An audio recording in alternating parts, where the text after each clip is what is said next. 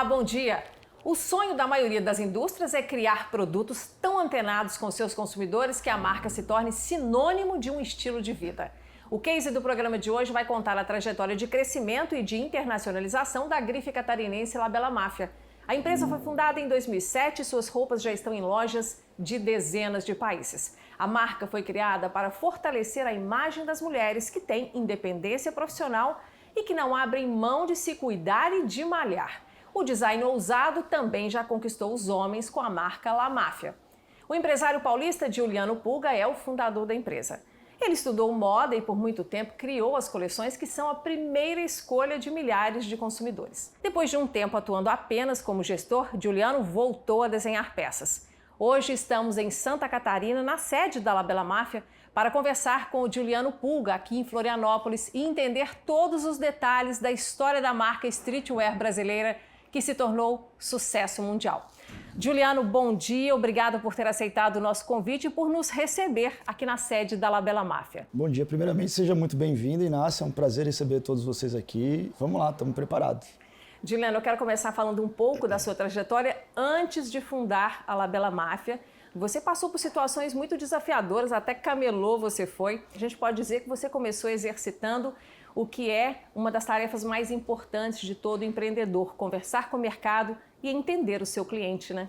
O diferencial que eu fazia naquele momento era justamente não somente ir vender o produto, mas entender para quem eu estava vendendo e adequar a forma com que a gente estava fazendo aquela venda de acordo com o tipo de cliente que a gente estava acionando naquele momento. E essa cultura veio desde o momento que eu era vendedor de praia até hoje. Então a La Bella Mafia ela se diferencia muito sobre isso. A gente não somente cria o design a partir de uma tendência externa, a partir de uma nova movimentação do mercado, mas sim entendendo o que o nosso cliente não somente quer, mas também o que ele precisa. Um estilista, assim como um vendedor, ele é um analista de comportamento. O estilista ele materializa aquilo através do seu design e o vendedor ele analisa o comportamento do cliente para fazer a conversão, para fazer a venda em si. No final das contas, tudo é venda, né? E ainda dentro dessa trajetória, você no começo não teve nenhum emprego formal na vida, aquele de carteira assinada. E foram seus pais que te estimularam a seguir essa vida mais independente, fazendo o seu próprio dinheiro. Você acredita que esse ambiente familiar que te impulsionou a não ter medo de empreender? Eu tive muita sorte, né? Meus pais são empreendedores, são vendedores, comerciantes e desde criança, né, eu sempre os acompanhava. Na verdade, o estímulo veio de acordo com a necessidade, né? Era um ambiente que eu estava presente e aquilo foi me moldando, né? Então, é claro que existe também uma certa iniciativa de gostar também de venda, gostar de se relacionar com pessoas, então, mas me ajudou muito, né? Então, eu fui um privilegiado desde criança de poder absorver ali os conhecimentos que eles tinham e ir modelando e aperfeiçoando de acordo com o tempo. A parte de designer, eu diria que era no colégio, quando tinha aquelas Olimpíadas, sabe, que uma vez por ano, Olimpíadas entre colégios e tal, eu customizava as roupas das minhas amigas, né? Então eu ia lá, cortava o abadá, o uniforme, e aí ia fazendo as primeiras peças. Já costurava ali também? Fazia não diria colagens? Eu cortava elas, fazia umas amarrações. Então o embrião eu diria que foi ali. Mas mais pra frente, né, quando adolescente, eu tenho 36 anos agora e o início dos anos 2000 era muito relacionado à cultura pop, MTV. Então aquelas tendências, tudo que eu via nos videoclipes começaram a me influenciar e eu falei, quero usar isso também. Não tinha para comprar, ia lá e fazia. Agora no começo você se dedicou ao desenho, à criação e deixou a produção para que terceiros fizessem. De uma certa maneira a gente pode dizer que também foi uma forma de você testar a receptividade do mercado às suas criações com um custo menor, né? Eu não sabia fazer. Então, a La Bella Mafia ela tem uma maturação muito orgânica, né? Muito de testar, aprender e ir fazendo, né? Então, naquele momento que eu estava começando, não tinha como você montar mesmo uma fabriqueta pequena, colocar uma máquina de costura, etc. Então, o jeito mais prático e rápido era justamente buscar quem já sabia fazer. E aí eram pequenas facções, uma pessoa que vai cortar. E eu digo que nós temos uma fábrica, nós não somos uma fábrica. Nós temos partes industriais dentro da nossa empresa que elas se modulam, sejam elas terceirizadas ou seja elas internamente. Então, além dessa decisão de trabalhar aí com terceirização na produção lá no começo, lá também você decidiu que o atacado seria a sua forma de contato com o mercado. Por que dessa decisão? Bom, como eu falei, eu comecei vendendo na praia, Depois que terminava a temporada de verão, na praia eu digo na praia mesmo, né? Como camelô, ia lá, botava as roupas no braço e saía para vender. Só que quando terminava a temporada de verão, eu precisava vender em algum outro lugar. Eu comecei a vender nas lojas dos meus pais, que eram pequenas lojas aqui em Santa Catarina. Só que cada vez mais outras lojas iam lá e perguntavam como que eu faço para comprar essa roupa, etc. E aí comecei a entender sobre o mercado de atacado, que é uma outra dinâmica.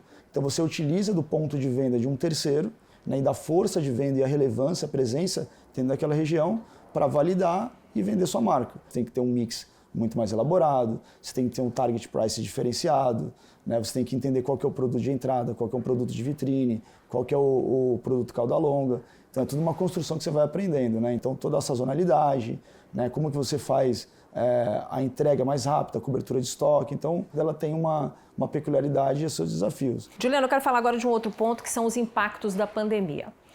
De um dia para o outro, nós tivemos aí muitas cidades, centenas de cidades no Brasil fechando o seu comércio. A maior parte do comércio foi impactada por não ser considerado essencial. Que medida você tomou de imediato quando isso aconteceu? Bom, a primeira medida foi a que todo mundo tomou, né? Fiquei apavorado, achei que o mundo ia acabar e eu ia quebrar naquele momento. Eu estava muito bem emocionalmente, eu estava muito preparado, né?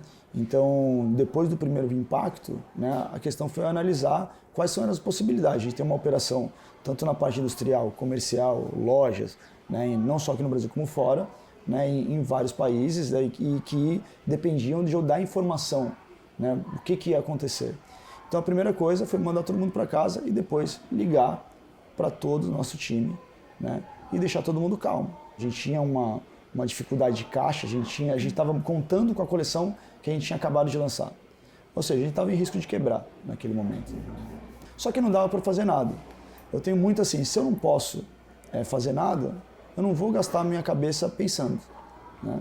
Então eu não tinha como pensar naquele momento como abrir o negócio de novo. Só que eu recebi um vídeo no WhatsApp de esses grupos que começam a mandar, e de os médicos atendendo com saco de lixo e sem máscara e tudo mais. Improvisando os EPIs, né? Improvisando os EPIs. Naquele momento eu falei assim, cara, eu tô com a fábrica lá parada, né? Eu tô aqui preso dentro do apartamento. Não sei o que fazer, eu vou ocupar minha cabeça. Aí eu peguei e mandei algumas mensagens para entender como é que era esses EPIs, né? E falei, a gente tem uns tecidos aqui que dá para fazer, eu vou para a empresa, vou comunicar aí os hospitais, a prefeitura, o governador e tudo mais, e vou ofertar ajuda.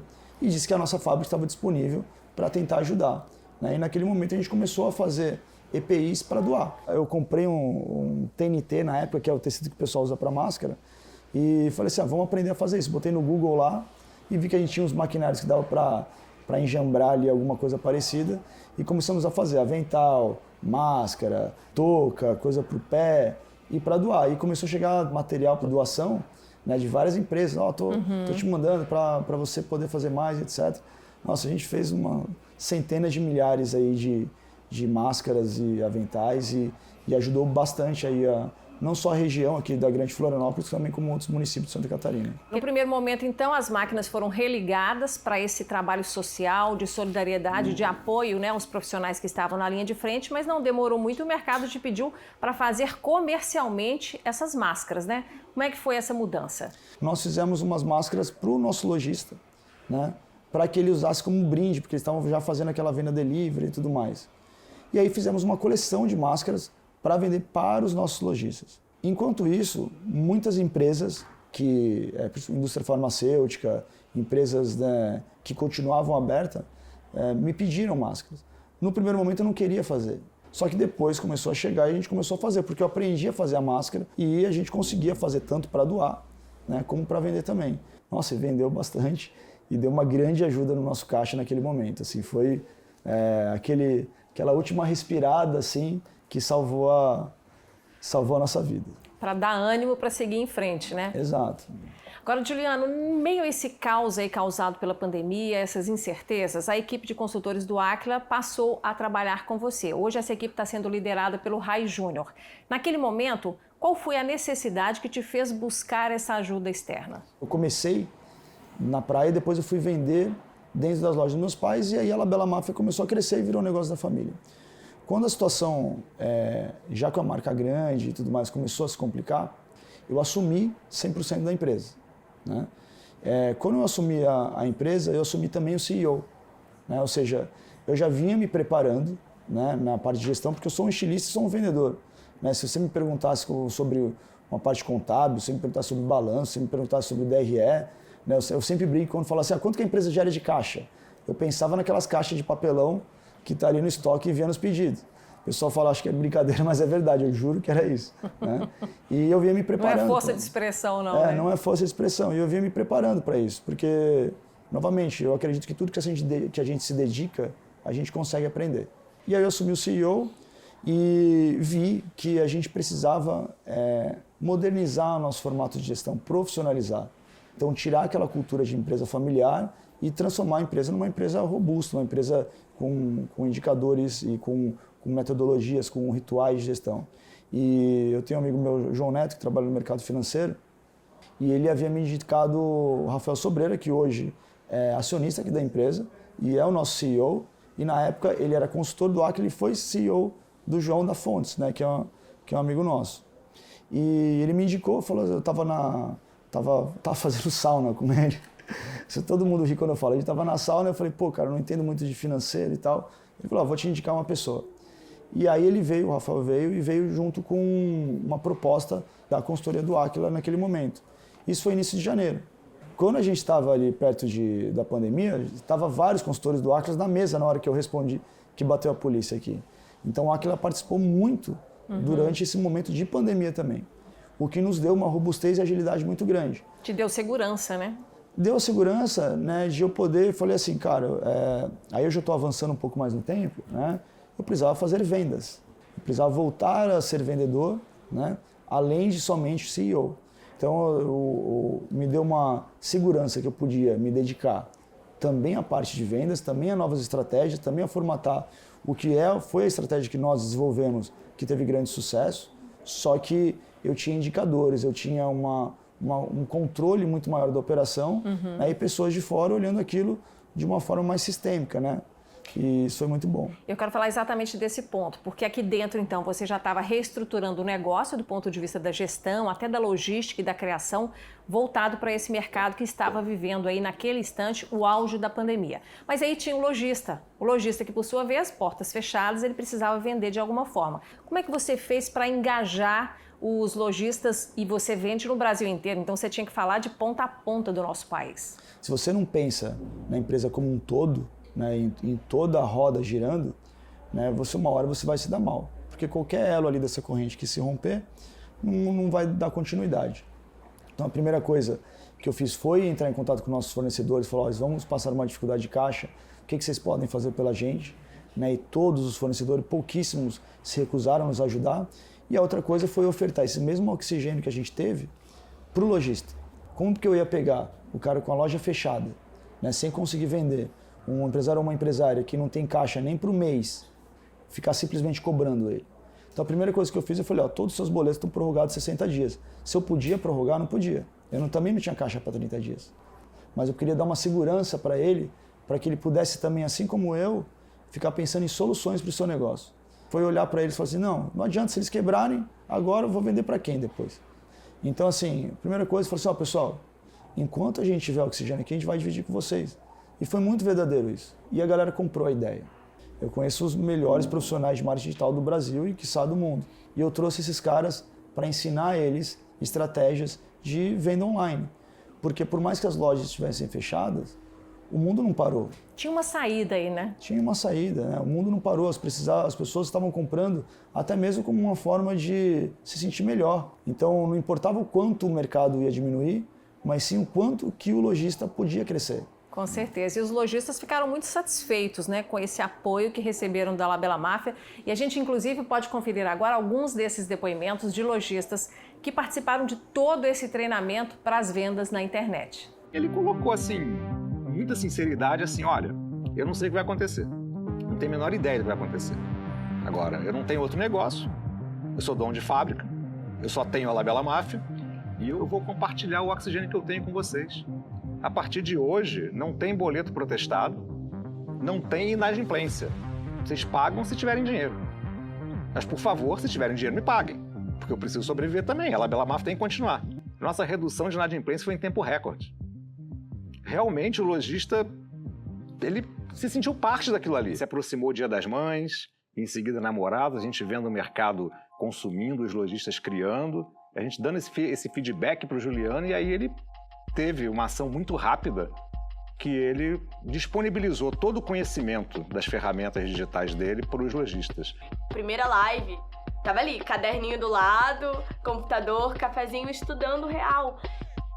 Marketing, o atendimento ao cliente, as ferramentas de rede social, ferramentas de impulsionamento, financeiro, controle do financeiro, controle de estoque, como você deixar o seu perfil apresentável, como você deixar o seu Instagram apresentável, como você captar clientes. A minha loja era multimarca até então.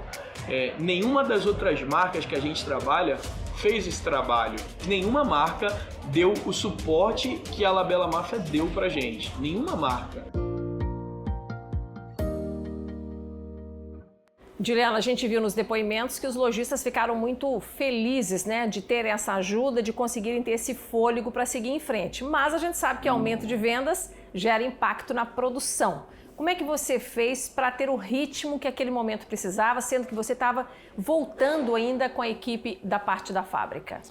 Olha, foi um desafio épico, né? Porque a gente não só teve um aumento de vendas, como a própria modulação, né, de como que as coleções foram lançadas estavam totalmente diferentes de como era antes. Nós tínhamos 4 coleções por ano, né, basicamente primavera, verão, outono e inverno, e para fazer a conexão mais rápida e não depender que o representante tivesse que viajar ou o cliente viajar ao showroom para fazer o pedido, nós utilizamos as plataformas digitais, fizemos as lives, que foram um grande sucesso, para que esse cliente pudesse fazer o pedido online. Só que esse pedido, ele não era um pedido de uma coleção inteira, uma coleção sazonal, que são os drops que nós chamamos, né? As coleções cápsulas. Então você imagina, ao invés de ter 4 coleções por ano, esse ano nós tivemos mais de 30, 36 para falar a verdade. Então isso impacta não somente a produção, como também o time de desenvolvimento e a modelagem com que essa coleção é desenvolvida, o mix que essa coleção precisa ter. Uma coleção que é sazonal, ela geralmente tem em torno aí de umas 300, 400 peças. Uma coleção de drop, uma cápsula, ela tem de 15 a 40 peças. Ou seja, você precisa ter uma coleção muito mais assertiva. Então foi, digamos que, muito trabalho, não somente do time de produção, o pessoal do PCP, a parte industrial, né, mas como também no time de dados, time de desenvolvimento, toda a dinâmica financeira, a parte de fluxo de pagamentos, como que o cliente vai receber isso, né? Então foi um desafio muito grande, né? A gente passou muitos meses penando, muitos meses testando, errando, tinha efeitos colaterais o tempo inteiro, efeitos que ainda existem, né, que precisam ser frequentemente reavaliados para como que a gente consegue aperfeiçoar. Acredito que a gente conseguiu, né? Acredito não, tenho certeza, tanto que as entregas estão muito boas, os clientes estão muito satisfeitos, a qualidade do produto está cada vez melhor. A gente quadruplicou o nosso resultado aqui no Brasil, triplicou o tamanho da empresa, né?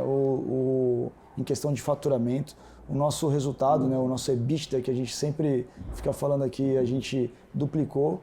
Nosso time ele tem a cultura de ser remunerado pelos resultados. O nosso lojista conseguiu ter melhores margens. Então, assim, é claro que eu sempre estou preparado sempre para o fracasso, sempre para o pior, porque quando a gente se prepara para o pior, a gente espera o melhor, mas a gente tem a plano A, B, C e D. A Labella Mafia ela é fruto do time, né? Não sou eu. Né? Eu estou só aqui apontando caminhos, e às vezes nem são os melhores, né? Acho que a gente tem uma gestão bem libertária aqui. Então, quando eu entro para dentro da empresa, eu não sou o dono da Labella Mafia. Eu sou um executivo como qualquer outro. Juliano, a montagem da sala de guerra, né, que foi liderada aí pelos consultores do Acra lá no começo, ajudou o seu negócio, assim como em outros negócios, também foi condição de sobrevivência, saber tomar atitudes rapidamente em um momento extremo, como a pandemia trouxe para todos os negócios. Agora, que aprendizado que fica para sempre para você como gestor, como líder da empresa, desse momento tão intenso, de tantas mudanças que você viveu durante a pandemia?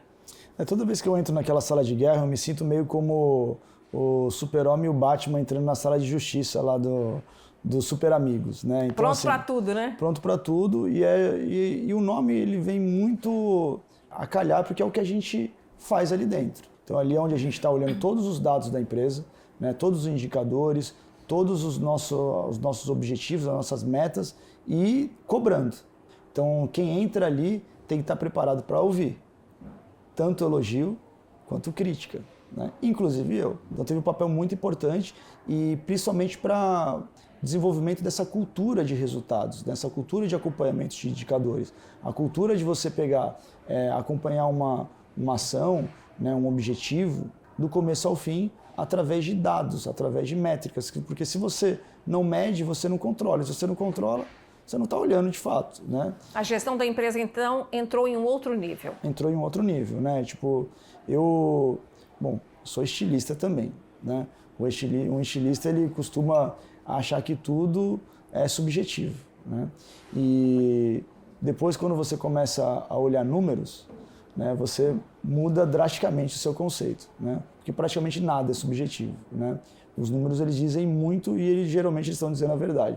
Aliás, geralmente, quase sempre, eu não vi eles dizer a mentira ainda nesses últimos meses. Números não mentem, né? Eles não mentem, entendeu? Então, e vou te falar, tá? É muito mais leve você olhar a operação por números. Eu não respondo nada se você não me traz os números tanto do investimento, da expectativa de resultado, e depois, se não teve o resultado, qual que é a ação e quanto que vai custar, o que a gente vai ter que despender energia para que aquilo dê certo. Com certeza, um aprendizado fundamental. Pessoal, essa conversa com Juliano Pulga vai continuar no próximo bloco, quando vamos saber aí como é que foi o processo de internacionalização da marca catarinense La Bella Mafia. Produtos da empresa já são vendidos em mais de 40 países. Até já!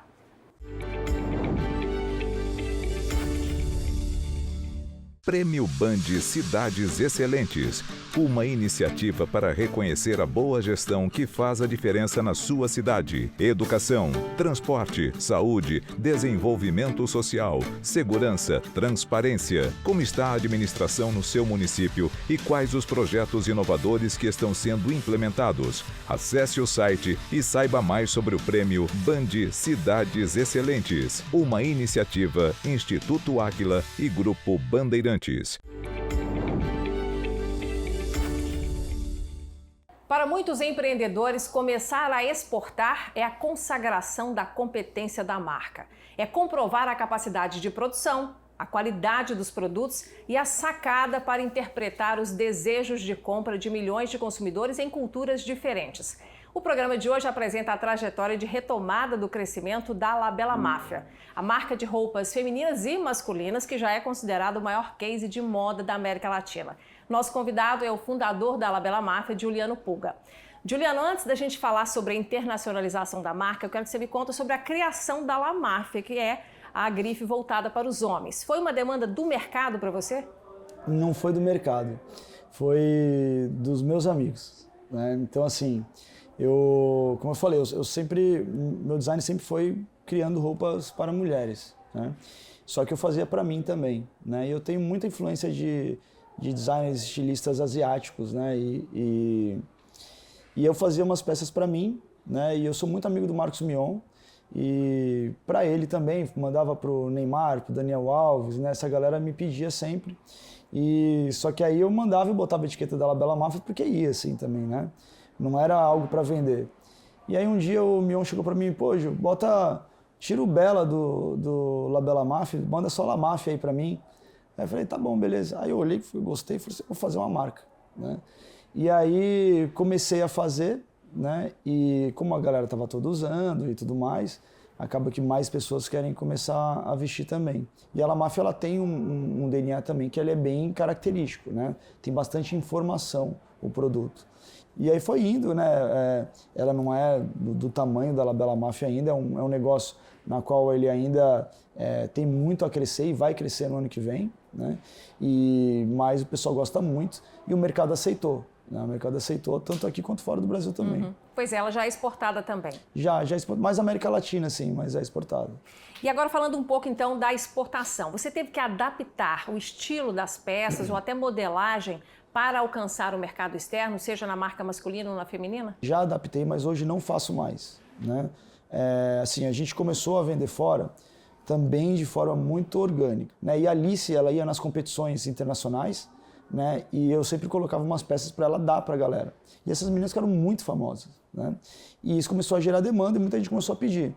E aí, certa vez, a gente falou, vamos abrir um escritório em Miami, né, que é o escritório que a gente tem até hoje, e vamos começar a vender online lá. E aí começamos a trabalhar com alguns influenciadores e vender online. Aí de lá a gente vendia para o mundo inteiro, né? Inicialmente, somente no e-commerce. Então hoje tem lojas desde a Mongólia, Venezuela, Rússia, enfim, América Latina praticamente inteira tem franquias. Né? A gente tem franquia na Finlândia, já teve em Amsterdã, enfim, em vários lugares. O que eu falo é que, assim, novamente, a marca é uma mensagem, né? E se a mensagem ela é verdadeira, ela é entendida independente da língua que ela está. Então hoje, apesar de nós termos uma presença bem escalável fora do Brasil, né, ainda tem muito espaço para crescer aqui, principalmente América Latina, Brasil e América Latina. Então nosso foco ainda está mais aqui. Apesar de a gente ter recentemente abriu uma loja nos Estados Unidos, abriu na Grécia recentemente também, mas são operações relativamente pequenas se comparado ao que a gente faz aqui no Brasil. Juliana, e você acaba de criar aí um laboratório de inovação, foi esse o nome que você deu, em parceria com um dos mais badalados estilistas brasileiros, o Alexandre Hercovitch. Qual que é a proposta dessa parceria? Bom, eu sou fã do Alexandre desde que eu era moleque, né?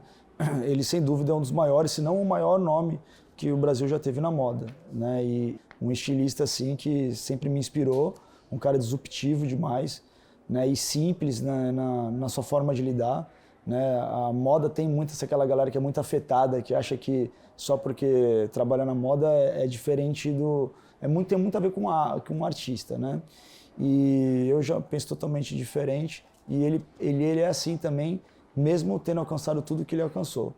E a gente fez algumas collabs, né, com a La Bella Mafia e a La Garçonne, que é a marca dele. A intenção de criar um núcleo de inovação foi justamente para pensar o que o grupo, não só a marca, mas o que o grupo vai fazer nos próximos anos, né? Porque a moda ela é cíclica, ela tem que se renovar, né? Então a gente está fazendo ali desde ressignificação, coisas meio simples, como uma ressignificação de peças que tem em estoque, né? Que não venderam em outras coleções, mas que a gente pode fazer um upcycling, né? Que você pegar algo que já existe e transformar, né? A gente está criando peças conceitos, que é um topo da pirâmide, uma peça mais exclusiva.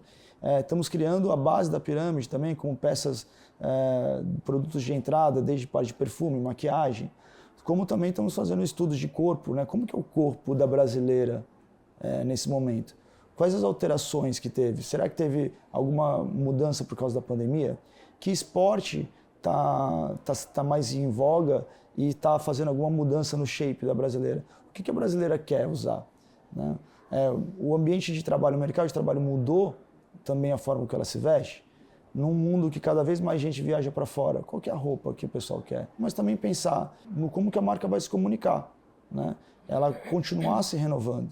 Com todas as mudanças pelas quais a La Bella Mafia vem passando, esses resultados impressionantes conquistados nos últimos meses, o fortalecimento da marca, já pensou em abrir o capital da empresa?